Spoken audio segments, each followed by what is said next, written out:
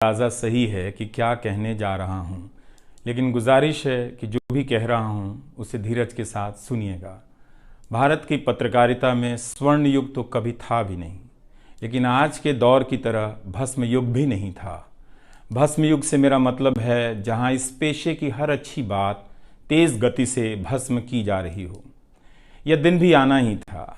इस देश में अलग अलग नाम वाले अनेक चैनल हो गए हैं, मगर सब हैं तो गोदी मीडिया ही। उसका परिवेश, उसका इकोसिस्टम, पत्रकारिता का और माहौल सब खत्म कर दिया गया है।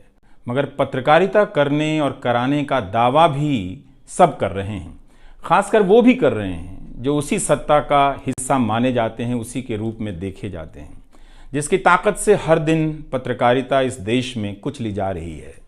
जब वो कहे कि वह उच्च स्तरीय पत्रकारिता करना चाहता है, तब ऐसा दावा करने वालों को जरा संदेह की निगाह से देखिए। गोदी मीडिया और सरकार भी पत्रकारिता का अपना मतलब आपके ऊपर थोपना चाहती है। अगर इसका मतलब किसी भी रूप में वही है, तब आप एक बार फिर से झांसे में आने वाले हैं। बेटी विदा होती है तो वह दूर तक पीछे मुड़कर मायके को देखती रहती है।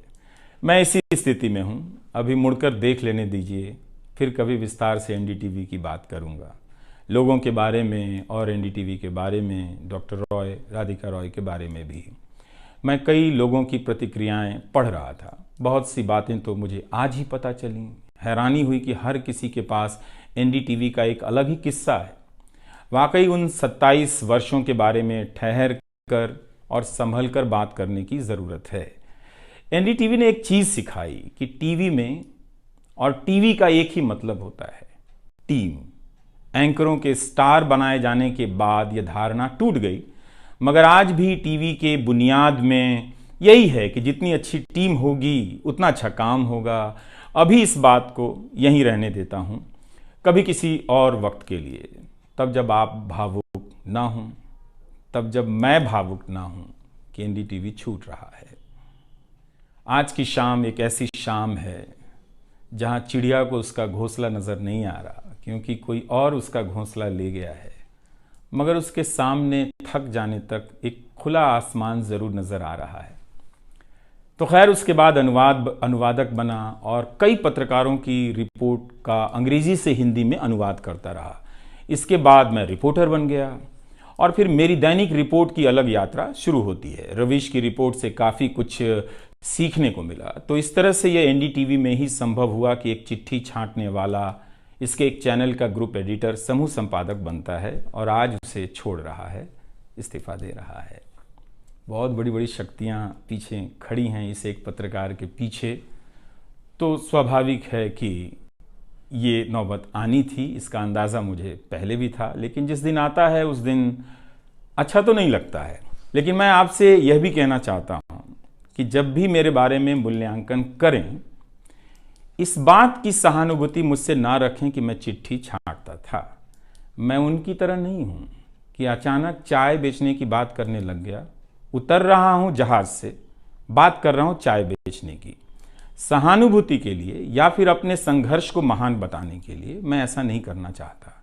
इस देश में हर किसी का संघर्ष ही पहाड़ चढ़ने के जैसा है। आप एम्स के बाहर मरीज जो खड़े हैं, उनके परिजन जो खड़े हैं, उनसे मिल लीजिए, आपको पता चल जाएगा कि उनकी चुनौतियां कितनी बड़ी हैं और आपका दुख कितना कम है, छोटा है। लेकिन आज के दिन मैं आप सभी के बीच दर्शकों की बात करना चाहता हूं। इस दौर में कुर्सी पर बैठे किरदारों को टूटते हुए देखा, सबने देखा। संस्थाओं को भस्म होते देखा, आपने देखा। नफरती तूफान में लोगों को भटकते देखा, मगर मैंने इसी दौर में एक नई संस्था भी बनते देखी है। वह संस्था है जनता की संस्था, दर्शकों की संस्था। दर्शक ही अपने आप में इंस्टीट्यूशन बन जाते हैं। आप दर्शकों की संख्या भले कम है, मगर आप दर्शकों ने मिलकर जर्जर किए जा रहे इस लोकतंत्र में जनता नाम की संस्था का पौधा सूखने से बचा लिया। एनडीटीवी में मुझे जब भी अवसर मिला, मैंने जान लगा दी।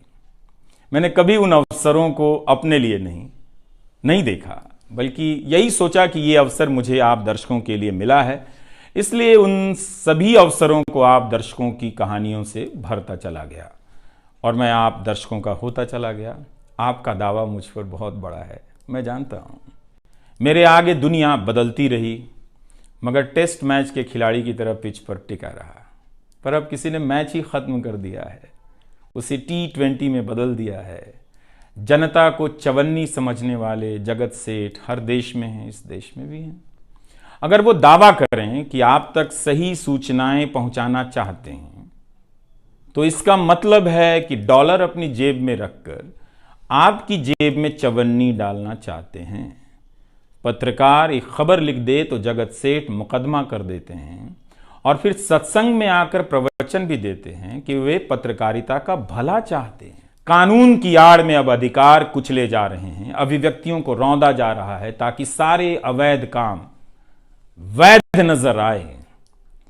इस समय मेरे रास्ते निश्चित नहीं हैं, निश्चित हैं तो सिर्फ हौसला।